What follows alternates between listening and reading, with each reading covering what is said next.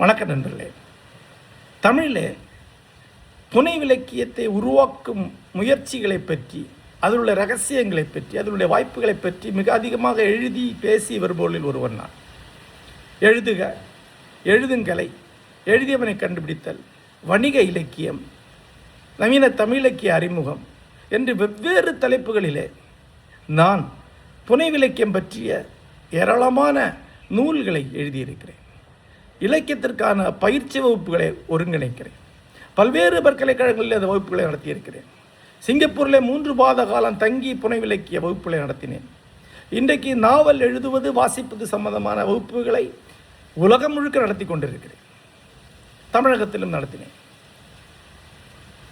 ஆகவே இப்போ நான் பேசுவது அதனுடைய ஒரு பகுதியாக. புனை விலக்கியவாதி ஏன் மொழிபெயர்க்க வேண்டும் என்று சொல்ல விரும்புகிறேன். நண்பர்களே, உலக இலக்கியத்தின் மேதைகள் எல்லாமே மொழிபெயர்த்தவர்கள் தான். டாஸ்டாவ்ஸ்கி தன் வாழ்நாள் முழுக்க மொழிபெயர்த்து கொண்டிருந்தார். தாமஸ் மன் தன் வாழ்நாள் முழுக்க மொழிபெயர்த்து கொண்டிருந்தார். அவர்களுக்கு மொழிபெயர்ப்பு தொடக்க காலத்தில் ஒரு தொழிலாக இருந்தது. பின்னர் தங்களுக்கு உகந்த நூல்களை அவர்கள் தொடர்ந்து மொழிபெயர்த்தார்கள். பெரும் பணக்காரரும் தொடர்ந்து பல்வேறு பணிகளில் ஈடுபட்டவருமான டால்ஸ்டாய் மொழிபெயர்த்திருக்கிறார். ஷோப்பனவரை சரியாக புரிந்து கொள்ள வேண்டும், அவருடைய தத்துவத்தை சரியாக உள்வாங்கிக் கொள்ள வேண்டும் என்பதற்காக அவர் மாஸ்கோவிலிருந்து கிளம்பி கிராமத்திற்கு சென்று தன்னுடைய எஸ்டேட்டிலே ஆண்டு கணக்கிலே தங்கி ஜெர்மனியிலிருந்து ருஷ்ய மொழிக்கு மொழிபெயர்த்தார். ஆனால் அதை வெளியிடவில்லை. தன் மொழிபெயர்ப்பு மேல் அவருக்கு திருப்தி இல்லாதனால் இன்னொரு வருடம் கொடுத்து அதை மொழிபெயர்க்க சொன்னார். மறுபடியும் அதுதான் வெளிவந்தது. ஆனால் அவர் மொழிபெயர்த்தார். அந்த மொழிபெயர்ப்பு என்பது ஒரு பெரிய பயிற்சி. 2 வகையிலான பயிற்சி. ஒன்று சிந்தனை பயிற்சி, இன்னொன்று மொழி பயிற்சி.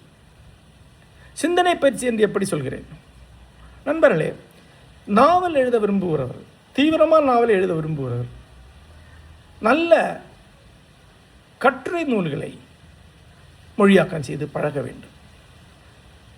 உங்கள் நாவலுக்குள் சிந்தனைகளை எந்த அளவுக்கு செறிவாக அமைக்க முடியும் என்பதற்கு அப்போது அது உங்கள் எல்லாம் தெரியும், உங்கள் சாத்தியம் தெரியும். உங்களுக்கு மெல்ல மெல்ல ஒரு பயிற்சி வரும். இன்று தமிழில் எழுதக்கூடிய பல நாவலாசிரியர்களின் நாவல்களை படிக்கும்போது அதில் வரும் உரையாடல்களில் கருத்துக்கள் எல்லாம் எவ்வளவு மேலோட்டமாக வளவளவென்று சொல்லப்பட்டிருக்கிறதை பார்த்து நான் எரிச்சல் அடைவதெல்லாம் உண்டு. அவர்களிடம் நான் சொல்ல விரும்புவது, தத்துவ நூல்களை மொழியாக்கம் செய்து பழகுங்கள். நான் விஷ்ணுபுரம் எழுதுவதற்கு முன்பு பல வேதாந்த நூல்களை மொழியாக்கம் செய்திருக்கேன், ஆங்கிலத்திலிருந்து மலையாளத்திற்கும் தமிழுக்கும்.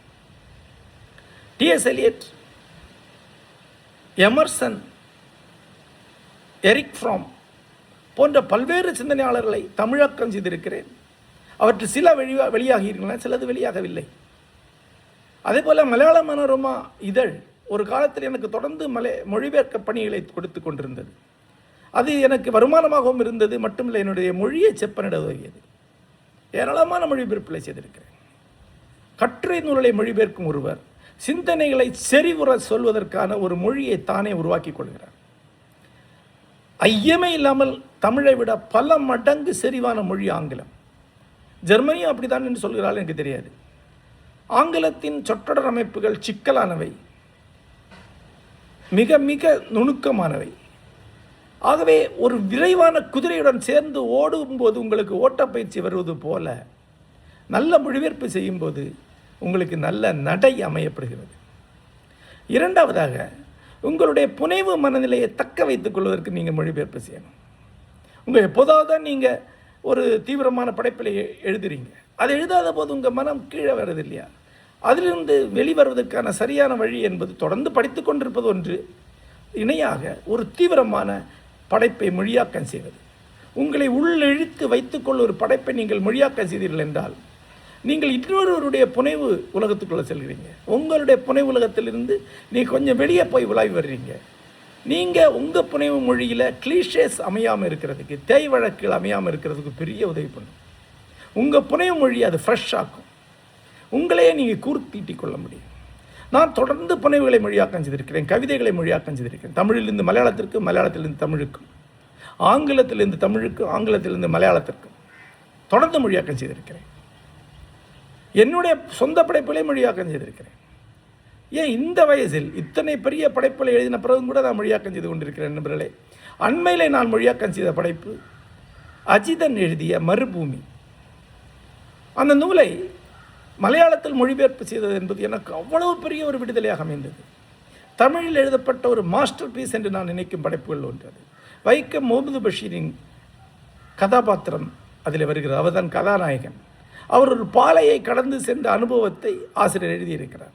அது அகத்தே நிகழும் பாலை. ஒரு பாலைவனத்தை எந்த அளவுக்கு இன்டர்னலைஸ் பண்ண முடியும், அக நிகழ்வாக மாற்ற முடியும், தத்துவ உருவோகமாக மாற்ற முடியும், இந்த பிரபஞ்சத்திலும் மனித உள்ளத்திலும் உள்ள எல்லாமே பாலைவனத்தில் எப்படி நிகழ முடியும் என்பதை அபாரமான கற்பனை வீச்சுடன் சொன்ன தமிழ் எழுதப்பட்ட எக்காலத்தை முக்கியமான படைப்புகள் உண்டு மறுபூமி.